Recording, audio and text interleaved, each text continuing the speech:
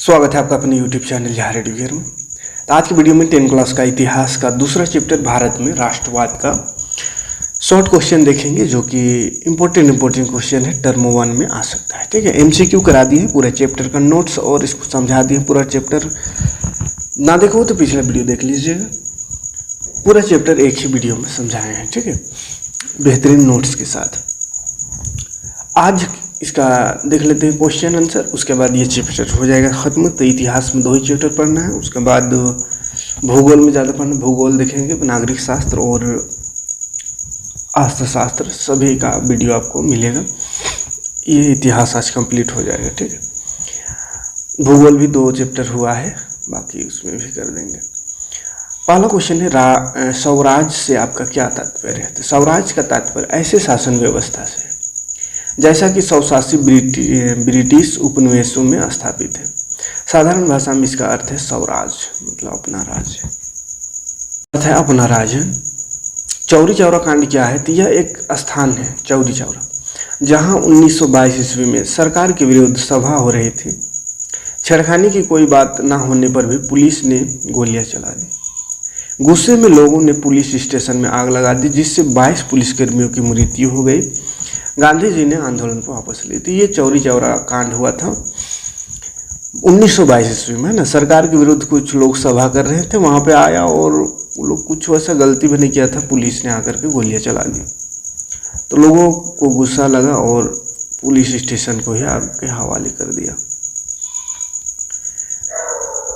Picketing से क्या समझते हैं? तो प्रदर्शन या विरोध का एक ऐसा स्वरूप जिसमें लोग किसी दुकान, फैक्ट्री या दफ्तर के भीतर जाने का रास्ता रोक लेते हैं, तो उसको पिकेटिंग कहते हैं। ठीक है, किसी दफ्तर माने ऑफिस हो गया या दुकान हो गया या कुछ भी वैसा फैक्ट्री हो गया, तो वो सब जाने का जो रास्ता है वह रोक देते हैं, वहाँ पर नहीं जाने देते हैं। तो ऐसे वाला बंदी को पिकेटिंग कहते हैं। नेहरू रिपोर्ट क्या है? तो नेहरू रिपोर्ट जो है 10 अगस्त 1928 को प्रस्तुत की गई। इनसे भारत को एक राष्ट्र का दर्जा देने, संसदीय प्रणाली का गठन करने तथा मूल अधिकारों पर जोर दिया गया। इसमें है ना, नेहरू रिपोर्ट जो था उसमें। सविनय अवज्ञा आंदोलन क्यों शुरू किया गया? तो भारत को स्वतंत्रता दिलाने के लिए तथा भारत भूमि को अंग्रेजों के चंगुल से छुड़ाने के लिए महात्मा गांधी द्वारा सन 1930 ईस्वी में सविनय अवज्ञा आंदोलन शुरू किया गया। बहिष्कार के विचार का क्या तात्पर्य है? तो बहिष्कार विरोध का एक गांधीवादी रूप है। बहिष्कार का मतलब विरोध कर रहे हैं लेकिन चुपचाप है ना, वैसा। बहिष्कार का अर्थ किसी के साथ संपर्क रखने और जुड़ने से इनकार करना, गतिविधियों में हिस्सेदारी से स्वयं को अलग रखना तथा उसकी चीज़ों को खरीदने तथा इस्तेमाल करने से इनकार करना। ठीक है, तो ये एक तरह का क्या विरोध है, लेकिन गांधीवादी विरोध है, मतलब चुपचाप हो हंगामा नहीं करना। पूर्ण स्वतंत्रता की मांग किसने की? तो भारत के स्वतंत्रता आंदोलन के इतिहास में कांग्रेस के लाहौर अधिवेशन जो 1929 का विशेष महत्व है। 31 दिसंबर 1929 को लाहौर के कांग्रेस अधिवेशन में पूर्ण स्वराज का प्रस्ताव पास हुआ है ना। तो लाहौर अधिवेशन में पूर्ण स्वतंत्रता की मांग उठी। इस अधिवेशन के अध्यक्ष पंडित जवाहरलाल नेहरू थे। असहयोग आंदोलन कब से कब तक चलता रहा? तो 1920 से 22 तक असहयोग आंदोलन चला। उसके बाद 22 में वो जो चौरी चौरा कांड हो गया, उसके बाद ये आंदोलन महात्मा गांधी ने वापस ले लिया। दांडी यात्रा का क्या महत्व है? तो दांडी यात्रा 1930 ईस्वी द्वारा सविनय अवज्ञा आंदोलन को शुरू किया गया। दांडी यात्रा द्वारा सविनय अवज्ञा आंदोलन शुरू किया गया। खिलाफत आंदोलन कब और किसने शुरू किया? तो खिलाफत आंदोलन जो था ये 1919 ईस्वी को 2 अली भाइयों मोहम्मद अली और शौकत अली ने शुरू किया। गांधी इरविन समझौता की 2 प्रमुख विशेषताएं लिखी। गांधी इरविन समझौता के साथ ही गांधी जी ने दूसरे गोलमेज सम्मेलन में हिस्सा लिया। इस समझौते की मुख्य विशेषता थी सरकार सभी कैदियों को छोड़ने के लिए तैयार हो गई जिनके विरुद्ध हिंसा से जुड़ा कोई मामला नहीं था। तो ये इरविन समझौता में हुआ था। गांधी जी को प्रतिनिधि के रूप में भेजा गया। अगला क्वेश्चन है, भारत के लोग रोलेट एक्ट का विरोध में क्यों थे?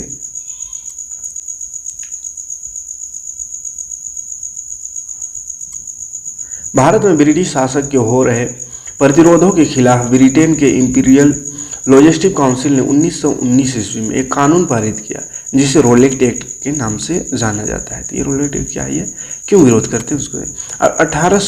1918 ईस्वी में अंग्रेजी सरकार ने रोलेट एक्ट की अध्यक्षता में एक समिति नियुक्त की। इस समिति को यह निर्देश दिया गया कि भारत में क्रांतिकारी आंदोलनों को रोकने के लिए किस तरह के कानून बनाए जाए, क्योंकि देश का कानून अपर्याप्त है। दूसरा, इस कानून के द्वारा सरकार को राजनीतिक गतिविधियों को कुचलने और राजनीतिक कैदियों को 2 साल तक बिना मुकदमा चलाए जेल में बंद रखने का अधिकार मिल गया। इसी कारण भारतीयों ने रोलेट एक्ट का विरोध किया। तीसरा, गांधी जी ने इस अन्यायपूर्ण कानून के खिलाफ अहिंसक ढंग से नागरिक अवज्ञा करने की घोषणा की। इस नागरिक अवज्ञा को 6 अप्रैल 1919 से एक हड़ताल के साथ आरंभ होना निश्चित किया गया। रोलेट एक्ट के खिलाफ विभिन्न शहरों में रैलियों एवं जुलूसों का आयोजन किया गया। रेलवे कामगार हड़ताल पर चले गए, दुकानें स्वतः बंद हो गई, टेलीफॉर्म सेवा बाधित कर दी गई। इस प्रकार देश में अव्यवस्था का आलम फैल गया। अगला पॉइंट लिख सकते हैं, 10 अप्रैल 1919 को पुलिस ने अमृतसर में एक शांतिपूर्ण जुलूस पर गोली चला दी। उससे लोग उग्र हो उठे तथा बैंकों, डाकों और रेलवे स्टेशनों पर हमले करने लगे। ये सब रोलेट एक्ट के बाद की घटना। गांधी जी ने असहयोग आंदोलन को वापस लेने की क्यों फैसला किया? तो असहयोग आंदोलन ने पूरे जोरों शोर से चल रहा था जब महात्मा गांधी ने 1922 को इसे वापस कर लिया। इस आंदोलन को वापस किए जाने का निम्नलिखित कारण थे। एक चौरी चौरा वाला भी था और भी कारण था। नहीं, महात्मा गांधी अहिंसा और शांति के पूर्ण समर्थक थे, इसलिए जब उन्हें यह सूचना मिली कि उत्तेजित भीड़ ने चौरी चौरा के पुलिस थाने में आग लगाकर 22 सिपाहियों का हत्या कर डाली तो वह परेशान हो उठे। उन्हें अब विश्वास ना हो रहा था कि वो लोगों को शांत रख सकेंगे। ऐसे में उन्होंने असहयोग आंदोलन को वापस ले लिया। ठीक है, ये पहला कारण था। वो चाहते थे शांति से, लेकिन क्या करता आदमी, जब वो लोग पुलिस पहले गलती किया था, वो लोग अंदाजे गोली चला के मारेगा तो उसका बदला तो जरूरी है। शांति से शांति रह जाता है, आज तक गुलाम में रह जाता है। दूसरे, वे सोचने लगे कि यदि लोग हिंसक हो जाएंगे तो अंग्रेजी सरकार भी उत्तेजित हो उठेंगी और आतंक का राज स्थापित हो जाएगा और अनेक निर्दोष लोग मारे जाएंगे। महात्मा गांधी जालियांवाला बाग हत्या जैसे हत्याकांड की पुनरावृत्ति नहीं करना चाहते थे, इसलिए 1922 में उन्होंने असहयोग आंदोलन वापस। तो ये चाहते थे कि अहिंसा ना हो जाए, है ना, कहीं फिर से जालियांवाला बाग हत्याकांड जैसे कोई घटना ना हो जाए, इसलिए जो आंदोलन था उसको वापस ले लिया। जालियांवाला बाग हत्याकांड का टिप्पणी लिखना है। क्या था? तो रोलेट एक्ट के विरोध में महात्मा गांधी और सत्यपाल किचलू गिरफ्तार हो चुके थे। इस गिरफ्तारी का विरोध करने के लिए 13 अप्रैल 1919 के वैसाखी पर्व के दिन अमृतसर में जालियांवाला बाग में एक जनसभा आयोजन किया गया था।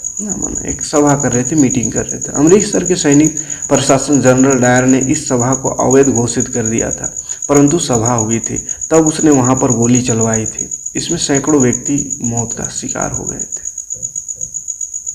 इस हत्याकांड के पश्चात ब्रिटिश सरकार ने एक हंटर आयोग स्थापित किया था और उस आयोग की रिपोर्ट के बाद जनरल डायर को अनेक सम्मान दिए गए थे।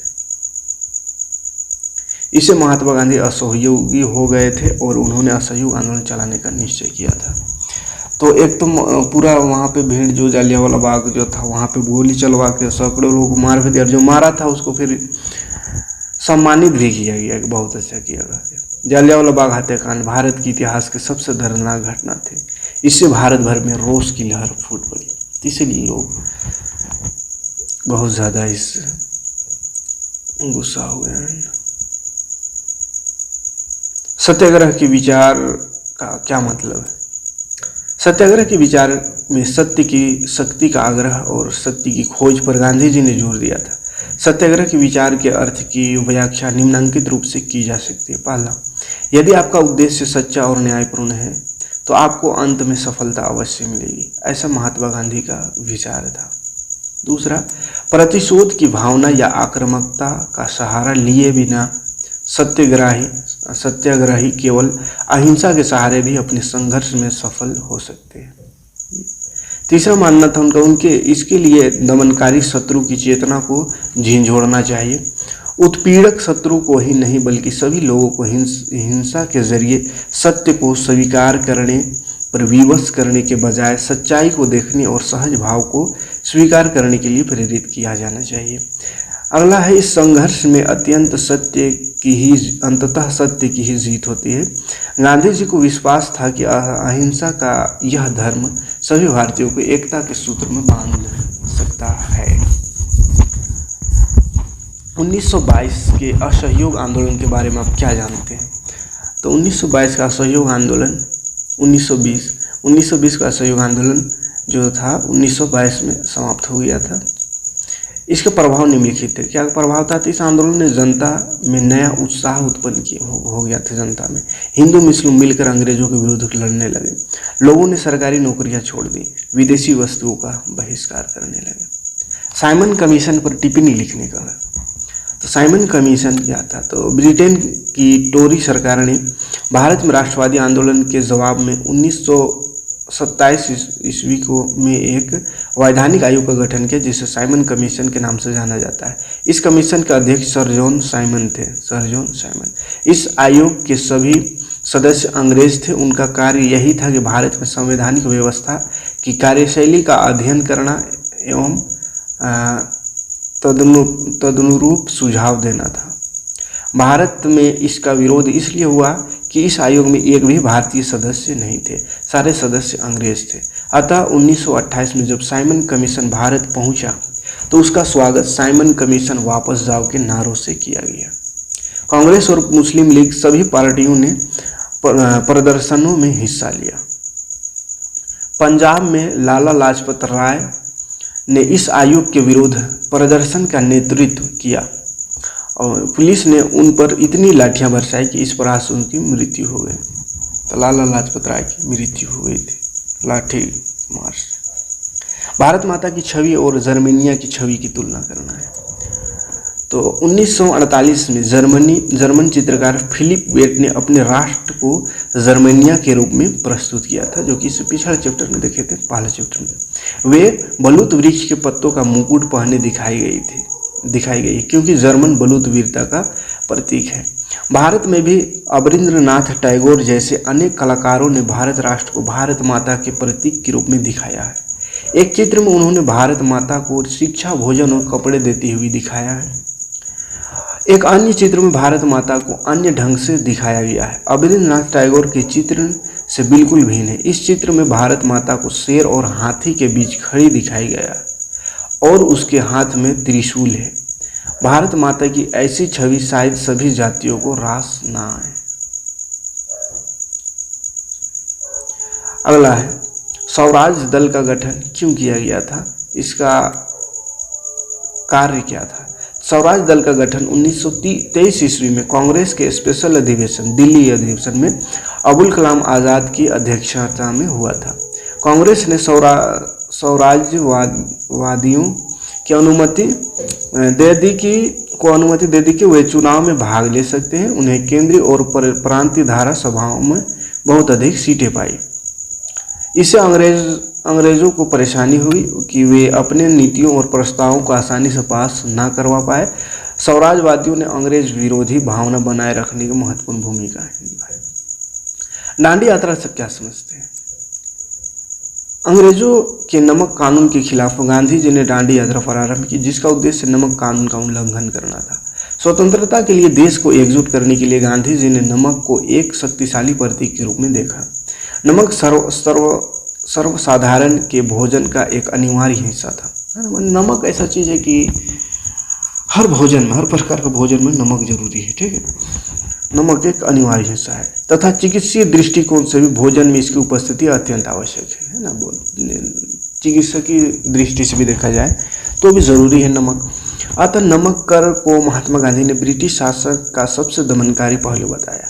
इस आंदोलन के अंतर्गत गांधी जी ने अपने गिने चुने साथियों के साथ साबरमती आश्रम से 240 किलोमीटर दूर दांडी नामक तटीय कस्बे तक के पैदल यात्रा की। यद्यपि नमक आंदोलन का केंद्रीय उद्देश्य नमक का उल्लंघन करना था, लेकिन इस आंदोलन ने अंग्रेजों के खिलाफ भारतीय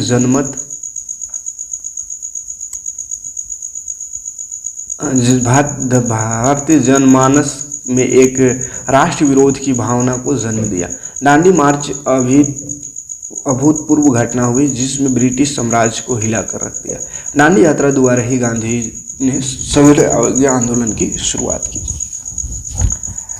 पूना एक्ट को संक्षिप्त में लिखना है, तो चलिए पूना एक्ट को लिख लेते हैं, संक्षिप्त में देख लेते हैं कहाँ है पूना एक्ट संक्षिप्त। महात्मा गांधी तथा अन्य नेताओं ने सांप्रदायिक पंचाट की कटु आलोचना की। गांधी जी ने 20 सितंबर 1932 को पूना की यरवद्दा जेल में ही आमरण अनशन प्रारंभ किया, जेल में ही अनशन। अंत में गांधी जी और डॉक्टर अंबेडकर की स्वीकृति से एक समझौता हुआ जो पुनः समझौते के नाम से जाना जाता है। पूना समझौता है, दोनों के बीच समझौता है। ब्रिटिश सरकार ने भी पूना एक्ट को स्वीकार कर लिया। इस समझौते के बाद गांधी जी ने 26 सितंबर 1932 को अनशन तोड़ दिया। इस समझौते में हरिजनों के प्रतिनिधि भीमराव अंबेडकर और MC राजा थे। पूना एक्ट के शर्तों के अनुसार अछूतों यानी दलित वर्गों के लिए पृथक निर्वाचन मंडल समाप्त कर दिया गया और अछूतों के लिए आस्थान को सुरक्षित किए जाएंगे, परंतु उनका निर्वाचन संयुक्त प्रणाली के आधार पर किया जाएगा। हरिजनों का शिक्षा के लिए आर्थिक सहायता देने के लिए भी पूना एक्ट में शर्त रखी गई।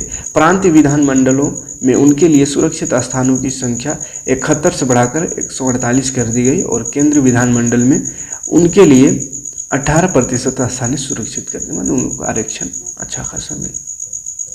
पूना एक्ट के शर्तों के अनुसार स्थानीय संस्थाओं और सार्वजनिक सेवाओं में हरिजनों को उचित प्रतिनिधि दिया गया।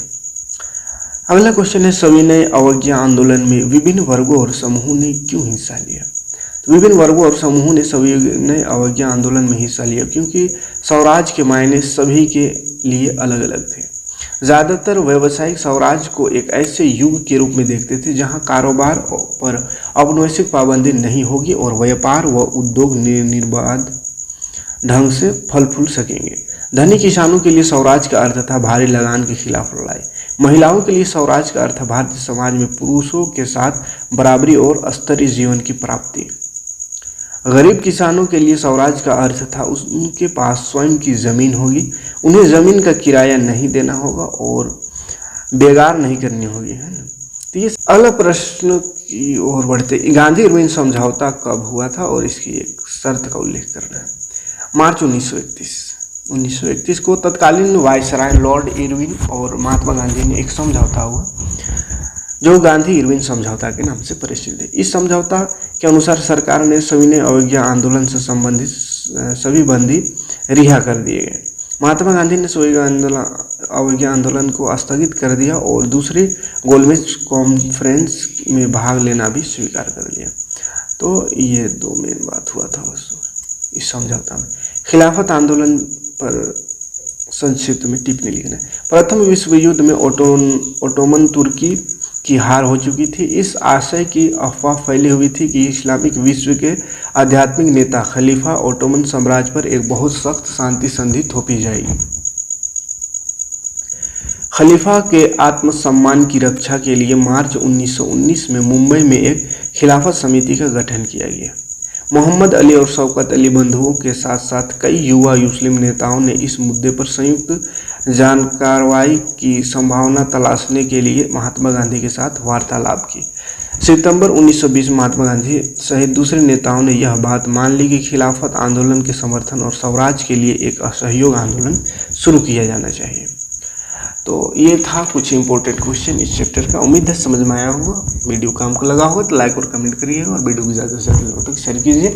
ज़्यादा से ज़्यादा व्यूज़, ज़्यादा से ज़्यादा लाइक कमेंट जैसे जैसे आने लगेगा वैसे वैसे नोट्स और क्वेश्चन आंसर सब कुछ फ्री में एप्लीकेशन में अपलोड करते जाएंगे। लेकिन अभी का स्थिति में तो फ्री में दे देंगे तो फिर इधर से भी गए और उधर से भी गए, ऐसा लग रहा है सब मेहनत बेकार हो जाएगा। इसलिए कम से कम वीडियो ज़्यादा से ज़्यादा लोगों तक पहुँचे, ज़्यादा से ज़्यादा लोग देखें तब ना लगे कम से कम कि वीडियो चल रहा है। तो नोट्स फ्री में दो, कोई दिक्कत नहीं। अब वीडियो भी नहीं चलेगा, एप्लीकेशन में भी खर्चा कर दिए हैं उतना, फ्री सब कुछ दे रहे हैं। लेकिन नहीं सपोर्ट करिएगा तो फिर पैसा वहाँ लगाना पड़ेगा मजबूरी में। तो वीडियो को ज़्यादा से ज़्यादा लोग तक शेयर कीजिए। मिलते हैं नेक्स्ट वीडियो में। Thanks for watching. जय हिंद।